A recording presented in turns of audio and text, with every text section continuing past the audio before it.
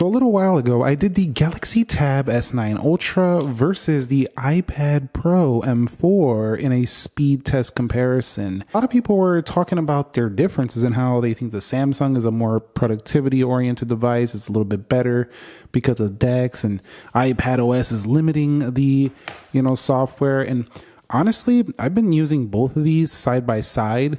Well, not technically always side by side, but switching between them day after day, because I really have been analyzing really like which one is better at doing this whole tablet hybrid laptop-y thing. Not true laptops, these are tablets here, but they have accessories like S Pen. They have the Apple Pencil Pro now for the iPad Pro M4, and they also have their own keyboard attachments. So by the end of this video, you're going to find out, based on my experience, which one really is the better pick. And whatever you find yourself resonating with more, that's probably the product you should choose.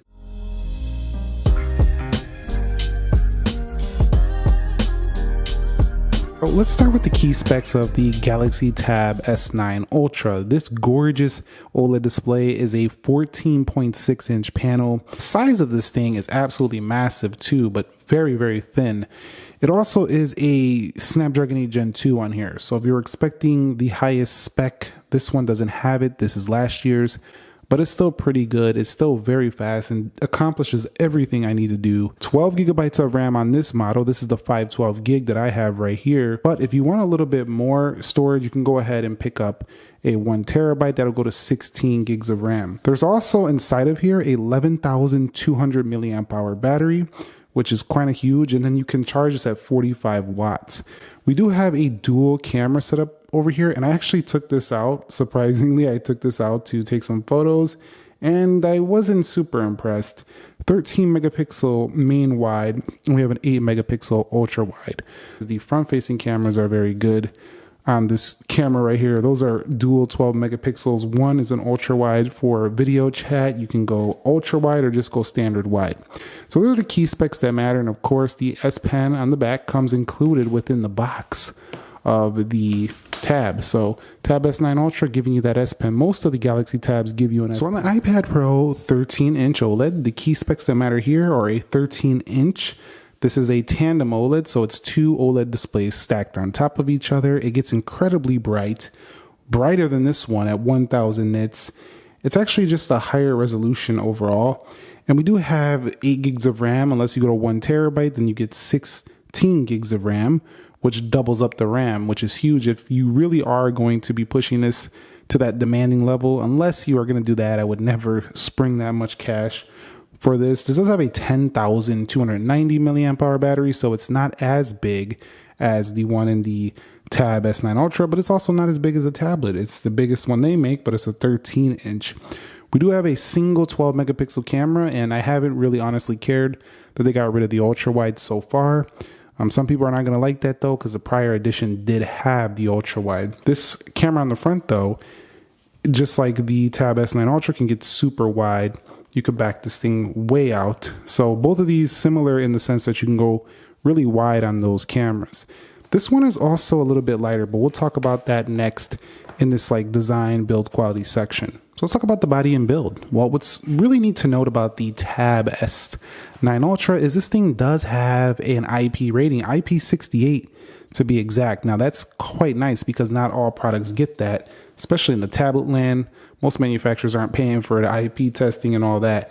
But this thing over here, 1.61 pounds, it's not that heavy at all for the size of it. Really isn't. But it's not super light either. It's 732 grams, aluminum back all the way around the back of this thing. Very thin, 5.5 millimeters. So even though Apple is incredibly thin, this Tab S9 Ultra is actually thinner than their prior iPad Pro. So think of it in between the new one they just made and the old iPad Pro. That's about how thin this is. It does have a really nice glass display on the front. It is Corning Gorilla Glass, so that's pretty good as well. Overall, I just gotta say, the build quality in this thing, I think that slight level of thickness makes it feel a little bit more sturdy, whereas the iPad over there just feels incredibly light. It doesn't feel flimsy, it feels sturdy as well, but this one feels a little bit thicker, so I guess maybe it's perception in my head, it just feels strong to me, whereas that one feels a little bit more delicate on the 13-inch iPad Pro. Body and build though, pretty nice over there. That 16:10 aspect ratio, very tall in portrait, but definitely not designed for that. You can see a notch right there. That is a little bit not my favorite. I wish that wasn't there, but it also hasn't really deterred the experience too much for the Galaxy. Now the build over here, I gotta say, I definitely prefer the iPad Pro 13 for just carrying it. It's lighter, it's 1.28 pounds, which is 0.3, but it's the shape of it. It just feels more easier to hold. It feels like I'm holding like a notebook or something. It's just shorter than this tablet right here, a little bit less awkward and lighter. The weight is balanced a little bit better. This feels pretty heavy by comparison to this one, just probably because it's a 14.6 versus 13. I just personally like the portability factor of this one a little bit more. However, I also think it would be neat if Apple one day launched like a 15-inch iPad Pro. That would be cool too for those people who really want to replace their laptop. Okay, on the front, we do have an oleophobic coating, anti-reflective. This thing is a nano texture option if you want it. I didn't want it. I wanted the glossier look like you see here in this video. And overall, just a really super crazy thin device here. 5.1 millimeters. It's the thinnest Apple product ever right here. It's pretty absolutely insane. It's actually kind of mind-boggling, but it doesn't really change the experience too much because you're not going to be staring at your iPad looking at it like this all day.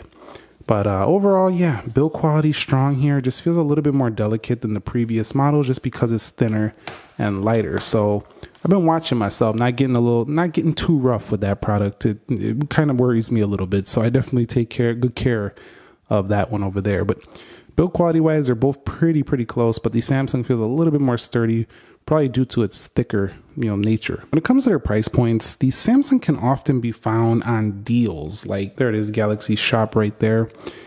If you go to their tablet section on here, you'll find that they're usually offering like $800 trade-ins and stuff like that for the Galaxy Tab. Whereas with the iPad, you're definitely going to pay the full price. Apple's not really cutting no discounts on the iPad, and they probably won't for the foreseeable future, if ever, because they just don't really do that. So you'll see right there, $9.99 to start, but it's going to go $12.99 for the base model. Then the keyboard options are actually a little bit more for the iPad, but I have to be honest with you, I've been testing out them both, and the Magic Keyboard for the iPad Pro 13 is much nicer than this one that is available for the S9 Ultra. You'll see the keys are really nice, function row, which is nice, but the aluminum, the way it attaches to this, the nature of this, it's just super clicky. It's really good. Now, by comparison, I do have a Samsung keyboard. Give me 1 second. You'll see it right here. Got a lot of things to move around. Give me 1 second here. Here it is right here. This is the Samsung keyboard. I can like bend it. I mean, it's clicky. It's got nice chiclet style keyboard, and it doesn't look bad. Aesthetically, it's not bad. But it's always like kind of flimsy right here, and it's like popping off the tablet all the time. So this area just, nah, Samsung. We need to get like a magnetic keyboard, something like they do, or something like the Surface Pro does. I mean, look at this. This is flexy. This is not great quality. It works, don't get me wrong. And by the way, Apple is making a big deal about the function row. Samsung has been having a function row, as does almost every laptop out there. But it definitely has improved the experience of the iPad Pro. Price-wise too, though, S Pen included, that saves you some money. This thing, for the Apple Pencil, like $129 for this Apple Pencil Pro Edition right here. So if you do want a professional pencil, you're going to pay a little bit more on the Apple side. So overall price, when we're talking about value to price, you're paying a lot more for the iPad. You are getting longer software support, better resale value, and I would argue a better keyboard, and maybe even a better pencil. The S Pen is really great, but it kind of seems just like something to draw with, to write with, notes with. But this feels a little bit more professional, like the way it has the little haptics. You can twist it now and stuff like that. So they really went to town with the Apple Pencil. But I still think Samsung is beating them on the price to value. You're getting a whole lot of tablet here, maybe even more than that one for less money. But again, you have to justify, can you use Android? This is the Android operating system. This is not Windows. This is not iPad OS. This is the Android operating system, but it is saved by Dex because Dex really changes the game for this one. And they have the new Dex mode, which some people might not be a big fan of, or you can switch it to the classic Dex mode, which will put this thing more into a computer-like state. We'll talk more about that later in the review. And now when it comes to the display, we do have ourselves a really nice panel here. Let me go ahead and showcase to you and talk about this here. We do have ourselves a 16 by 10 aspect ratio dynamic AMOLED display. Now this thing is really great for media consumption just due to the width of it. It's also good for a couple other reasons. Let's come out of here and I'll show you why. So because of this width, you have the ability to put a lot of applications on screen. And while this can get a little bit cluttered on something like an Android phone, with all this space on here, this actually turns this into a productivity powerhouse in the Galaxy Tab S9 Ultra. So let me go ahead and pop the views there. Let me pop that right there. There's a ton of space to put apps all over the place. You could even bring that YouTube a little bit. And this kind of transforms into a true desktop over here. I mean, I don't mean like a true operating system of a desktop. I'm just saying like the way you can put apps everywhere like a desktop. It just really is quite nice that you can do that. And where it really showcases is that when we go into Dex. So let's hop over here into Samsung Dex. Now this is the classic Dex. I actually prefer the classic Dex because you'll see it kind of turns it into more of a Windows-like experience. We'll see right there as we click things. Now they just pop up. And then don't ask me why I got two calculators. I'm a numbers guy. I like to do a lot of, my own numbers and stuff like that. So definitely that's why. If you've been wondering, why does this guy have two calculators? And there's three. There's a compound calculator for you out there who like to do your investing and your interests and all that good jazz. So you can see right there, just look at this. Look at all the space to move things around. You can get incredibly productive on here. And because of the 12 gigs of RAM, because of the lighter weight OS, this thing can run all this like a champ, better than a ton of laptops out there. So this is the true benefit to me of this aspect ratio on here, and the dynamic AMOLED allows you to do all of this in a really, really nice fashion. If you don't like that Windows format, you can put on the new Samsung Dex, which keeps your tablet in the tablet mode, but still allows you to put apps wherever you want. Also, again, with the video, that's quite nice. I don't really love this tablet in portrait though. It really isn't very nice. It's super tall, but there is one good factor about this. If you do go into like the web browser, you can actually go to a website and kind of see a ton of things. I like to read this website right here, GSM Arena. It's basically a website that talks about phones. So let's go ahead and click this. You probably heard about this. Now this is the mobile format. So if I go ahead and click there, that's like the web page. Now you'll see here, look at all this space on this web page. I could see basically the entire page almost without scrolling. So that tall screen does have a benefit if you want to see a ton of stuff without scrolling, but it is kind of awkward. I will say that. Also, of course, you have your typical split screen modes here for the Samsung, and you could pop things in. You also have that similar mode that you would use in something like a Z Fold. Bring it down over here, and you could have multiple applications open at once. What's really nice too is that if you do have a split screen, you click these three dots, you can just flip them around like that, or you can bring them into this orientation if you so choose. You can also save those app pairs as well. So the screen is not only huge, vibrant and beautiful, it's super usable. Going into the display, it also has adaptive brightness, it has an eye comfort shield, which you can use if you like that. I'm gonna leave it off for this video. You can zoom in. You can also change the camera cutout. You can hide it if you don't like it on certain applications. So that's quite nice. And we can put navigation bar or swipe gestures. Of course, if you download the Good Lock module from the Galaxy Store, you can do even more. So that's my overall take on the Galaxy Tab display. It is a huge, beautiful media consumption and productivity. It's a great hybrid. It's just not so great in portrait mode. And also, it's kind of huge. It's definitely going to live on the desk, I would say, a little bit more. If you want something more compact with similar features, go with an S9 or an S9 Plus. All right, so the display on the iPad Pro. So what do you notice right away? Because I could tell you what I notice. Black bars. Okay, well, first I noticed how beautiful this tandem OLED is. Let's get on with that first. This thing is way brighter than the Samsung, and it's definitely noticeable. As a matter of fact, it's so bright that I actually have it right around 60 or 70% indoors. So I'm actually almost just using like an M2 at full brightness with this one because this is 1000 nits. However, I did take this outside and I did test this outside, and I gotta say, it was incredibly easy to see outside, especially with the auto brightness on. But this glossy display was definitely a little bit reflective outdoors. So you'll want the nano texture, or you'll want to put a paper-like screen protector on here, or matte anti-glare, something like that, if you do take this out in the sun a lot. But I don't know how many people are really doing that.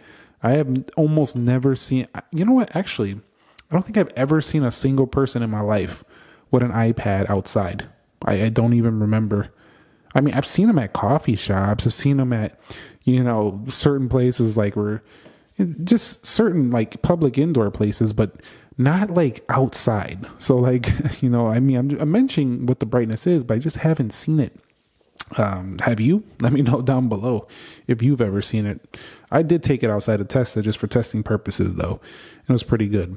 But yeah, the black bars, they definitely bother me when it comes to the overall kind of like media experience a little bit. I kind of forget about it after a while, but it's definitely noticeable.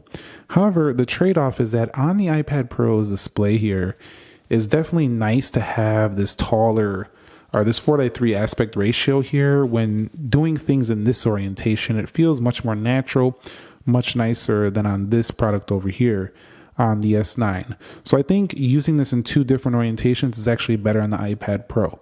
So I don't mind using this in portrait or landscape. That one I only want to use mostly in landscape, almost never in portrait. So this is a little bit more versatile to me in that respect. Now, just like the Samsung, I'm going to give Apple their props. They do have the ability to split view. Although you can't just tap it right there. You got to go up here, click split view. Then you can go ahead and find, here's a split view, and here's my third-party calculator. I'm still waiting for a calculator. Yes, that's kind of taking a little bit of a shot there at the iPad OS, but at the same time, I think it's going to come here just in a few days. Let me go ahead and bring the weather over here. You can do that, but it's more simple. Like if I double tap this, it doesn't do anything. I can't put another one right here. So it's kind of like a little bit limited in this respect. However, somebody said that the Stage Manager makes this a lot more like Dex, and I have to disagree on that one. Yes, people say it's not really a big point anymore. Yes, you can put this into a display, but the Stage Manager to me is a lot less natural to use. It has a learning curve, and it seems more cramped due to this aspect ratio, especially on the iPad's display. The 16:10 is better for this. Is it still super usable and smooth? Absolutely. Stage Manager is awesome in that respect. And is it enough? Yes. And I would say that once you get it down, it seems a little more simplistic than Dex. But Dex is more powerful to me. So I do think Samsung is more on the right track of like how to like do multitasking and this whole thing on the tablet experience. It's almost like a dual booting type of system, but still stays within the mobile architecture, or the mobile UX, the mobile UX, mobile software. So Stage Manager, nice. I still like Dex personally. That's my subjective opinion, better for now. But we'll see what they do with iPad OS 18. But we're still on the topic of display here. Super sharp as well. And yeah, the text is very sharp, although not as sharp as like your sharpest smartphones out there. It still does the job. It's also tuned to be very saturated, but also it's kind of natural looking as well. It's not like overly vivid. I think like the vivid mode, the colors are a little bit more vivid on the S9 Ultra, if I'm being totally honest with you.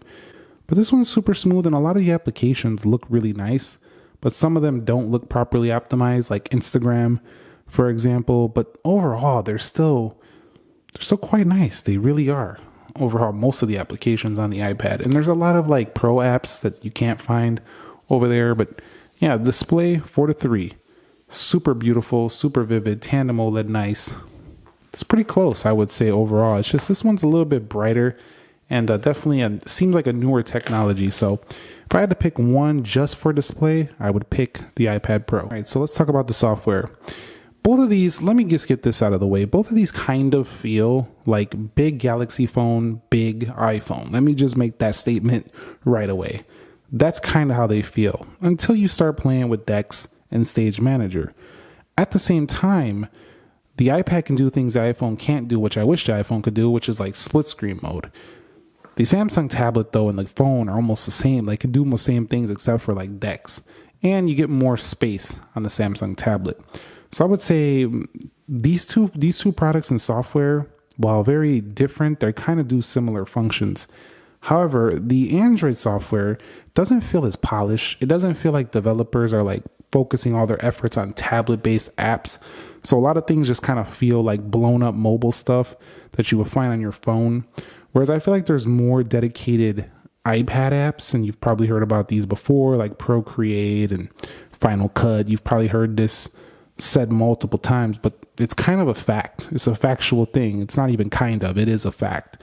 There is factually a lot of like more dedicated, it seems like more dedicated iPad only applications that were designed specifically for iPad. And because there's only like one basic operating system, there are different sizes and configurations. Developers seem more incentivized to make apps more polished for the iPad because they're probably going to earn more money there than over on this platform. But still, I would say Samsung does a good job with their I think it's labs or something. It's like they let you kind of like stretch the apps here if they don't fit. So we go to advanced feature, we go to labs. You can see landscape view for portrait apps. They got stuff that will just help this out just to make it look better. So this is still the cream of the crop when it comes to Android tablets. But other than that, if we go ahead and hold down here, go to wallpapers and styles, looks just like a phone. And it's kind of looking like a phone because the orientation I got it in as well. But you got the good lock module. You can do a lot of theming on here. And also Samsung has brought the AI features to the One UI on here. So we do have all the advanced intelligence features that we find on the Samsung Galaxy phone. So it's already ahead of Apple there. But Apple is likely to announce their upcoming features with iOS 18 with their partnership that we've been hearing about with the OpenAI. So we'll see what happens here going forward. But you can also just kind of use ChatGPT already on the iPad, but at the same time, you're using someone's app. It's not built in like it is on the Samsung. On the split screen modes already, and just like the phone, there's a lot to play around with there. And over here, there's a lot to play around with as well. There's a lot of nice accessibility features within the iPad. I don't like how they put all the apps down here. That's a little bit messy to me.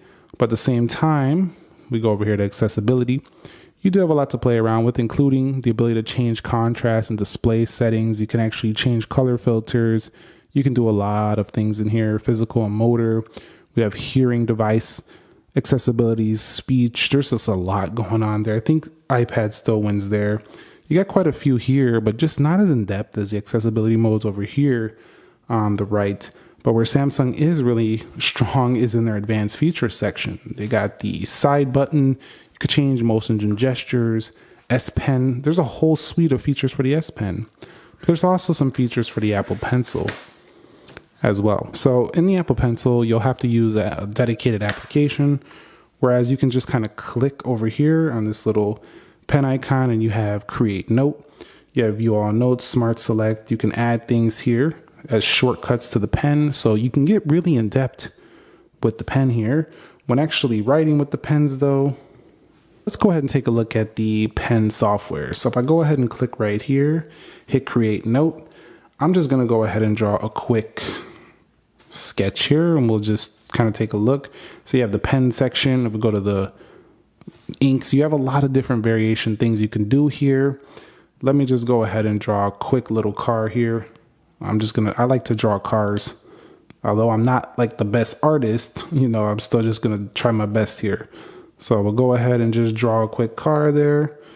And you'll see, I don't know, is what it is. You could see right there.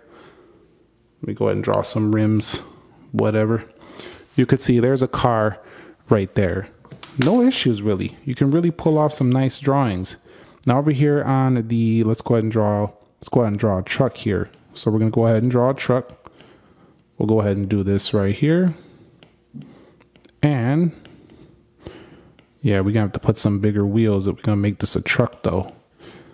So let's go ahead and do the long bed version right there. And you can see as I go ahead and do this, we'll call this the Nick truck right there. So we'll go ahead and just draw the rims out real quick. And you can see you can accomplish similar things on both things. What I do like though is this vibration. You can go ahead and click it and you'll feel like this haptic feel. You can kind of go through your pens here. I really like this a lot. And I like how you can kind of turn that right there to go ahead and highlight. So let's go ahead and grab something here. Let me go ahead and click this. We'll click the color. So I'll turn this way and you'll see as I turn, the highlighter will turn right there. So quite nice. However, the Samsung one though, let me go ahead and erase this and put like Nick right there, the Nick car. And we'll go ahead and click this. If you click the highlighter here, it kind of like will go over it and still highlight it quite nice there. So even though they have their little barrel roll thing, it can kind of do the similar feature over here. You can't really turn it, but it can still do it. So yeah, that's kind of how the drawing software is. The palm rejection seems a little bit better over here, but on the whole, I really tend to like both of them. The apps are probably a little bit more pro in the software over here though. Who thinks Apple's going to get longer software supports? I like the apps. I like the apps here as well. I just think it's pretty close. It really just comes down to what you use, which ecosystem you're in. But if you want longer software support, it's probably going to be the iPad Pro. Storage wise, so if we go over here to storage on the Samsung Tab S9 Ultra, you are going to find yourself the 512 gig model I have here. And I haven't used a ton of it right now. I actually just cleaned this tablet out before I did this video. I got rid of a lot of stuff. This is a 256 gig model.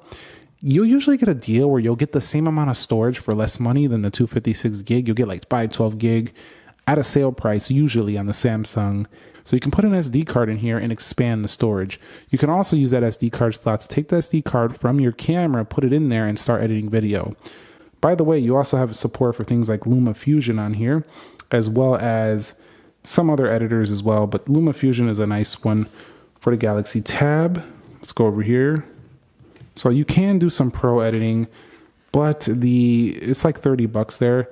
They have a subscription-based Final Cut Pro, which I'm not a big fan of the subscription-based over here on the iPad, but they have it if you're doing the pro stuff. You got DaVinci Resolve as well, specifically designed for iPad. You can't get it over there on the Samsung tablet.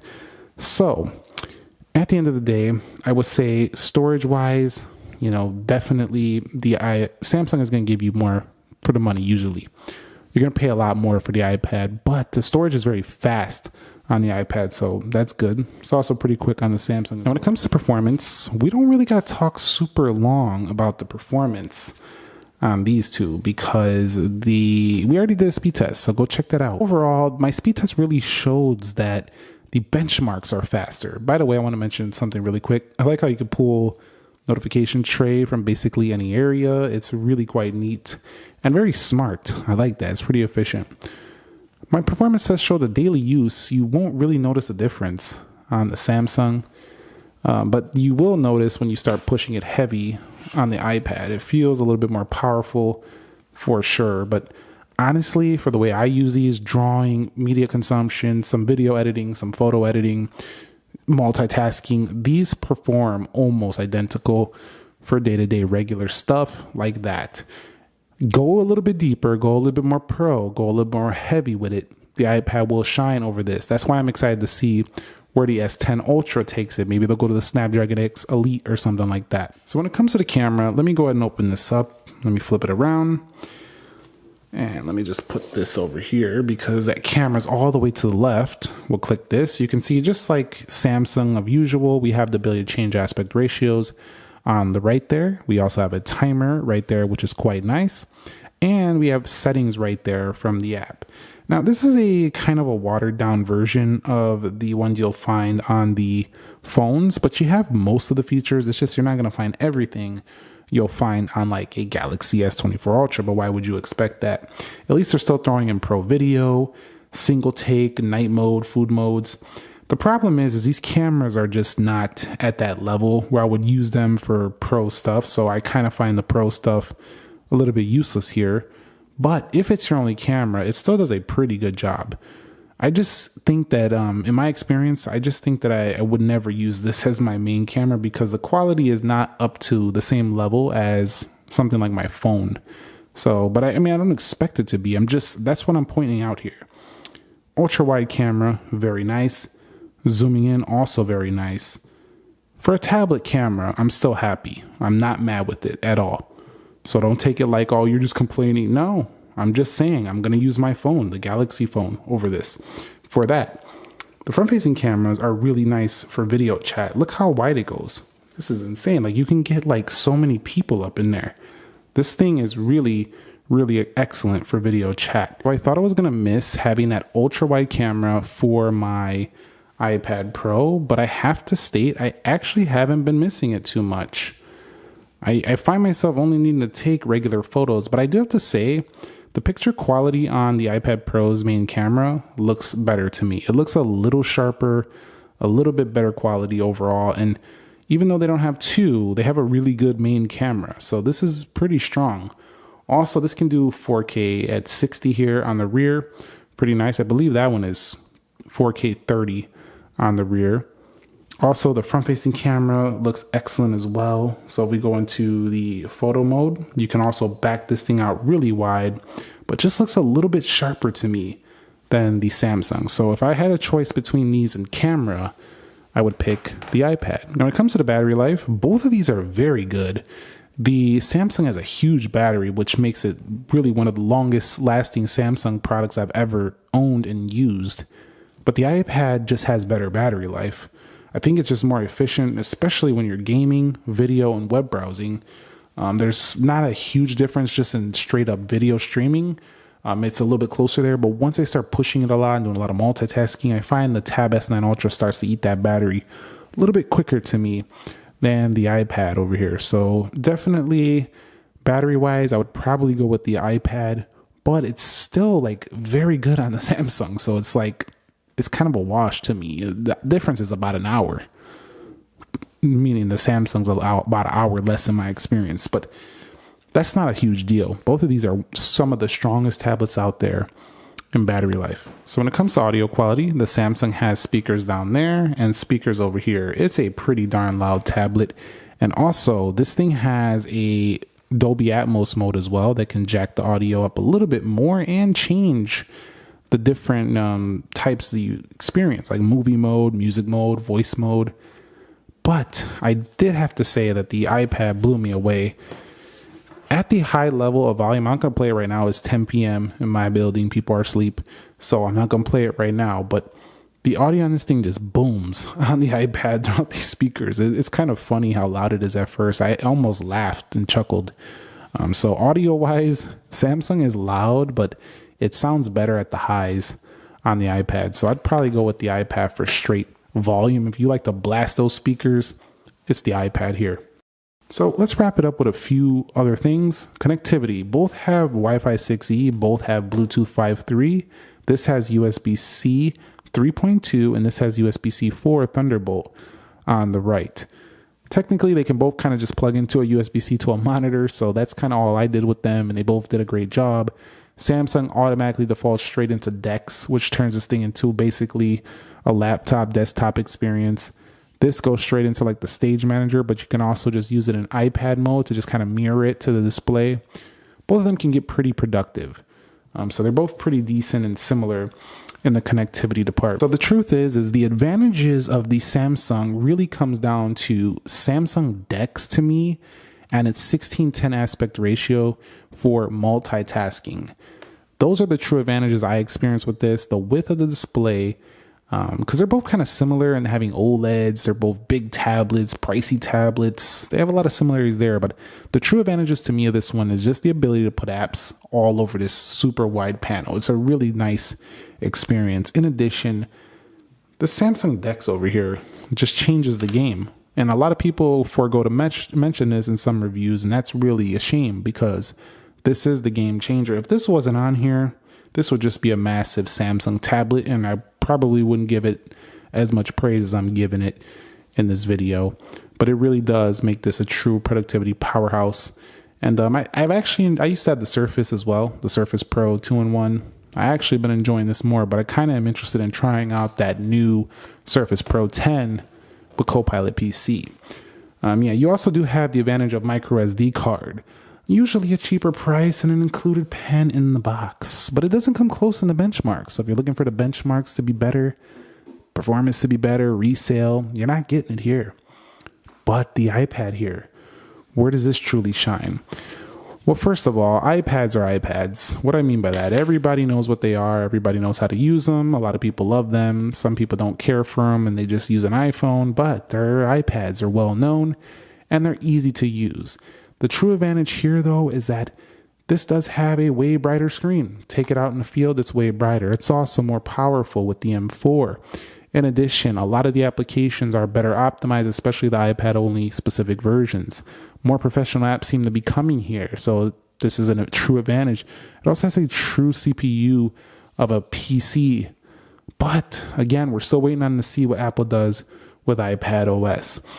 It also has a better long-term performance because of that chip, so it's probably a better investment over this particular Samsung, but we'll see if that changes with the Tab S10 Ultra coming up here soon. In conclusion, though, I gotta say, man, you can't really go wrong with both of them. I came to the conclusion, I just want to use both, and that's just the bottom line. I bought this a long time ago, and I was thinking about just getting rid of it for the iPad, but I'm probably going to get rid of this when the S10 Ultra comes. So in conclusion, if you want to know which one to pick at this current time right now, I think the iPad Pro is the better choice, especially because of the chip being ahead. iOS 18 is coming, iPad OS 18 is coming with AI features as well. Better brightness, way better keyboard, better resale. But if you love Samsung and if you love the whole DeX experience and you need to save some money, but you want a top tier tablet, I absolutely recommend the Tab S9 Ultra. I absolutely love both of these. They're just amazing products right here, and they're definitely the top of the line when it comes to tablets. And I don't see Samsung changing that. I think they're going to bring the S10 Ultra, and it's going to be a home run hit once again. And I just love to see where Apple's going to be taking the iPad in the future. It's still an interesting product. That's it for me between the iPad Pro M4, the Samsung Galaxy Tab S9 Ultra. That one charges on the back. We didn't talk too much about that. We have one magnetic on the Apple Pencil over there. Both of them very classy. You can also get this in silver, and you can also get this in the color that's similar to this, known as the space black. So they both have these similar color options that we see here. So let me know which one you would pick down below in the comments. Thumbs up if you enjoyed it. Subscribe if you haven't already. Nick here. I will catch you all in the very next episode. And peace.